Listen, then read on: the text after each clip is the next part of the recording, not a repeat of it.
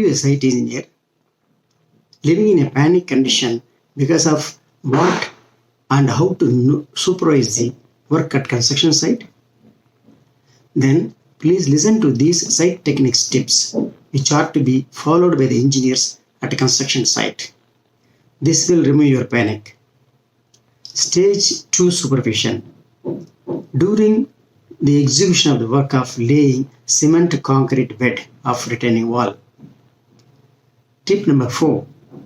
Check and ensure that in case of continuous subsoil water oozing out uncontrollable, dry mix cement concrete as per the site condition can be laid to avoid draining out of cement slurry.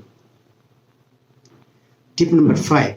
Check and ensure that in case of presence of water,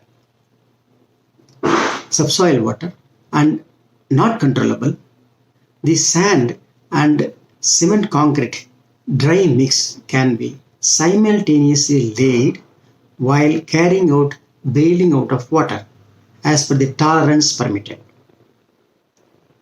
Tip number 6. Check and ensure that the cement concrete is laid immediately upon mixing or within half an hour of mixing, whichever is early. Thanks for watching. We'll meet in the next video.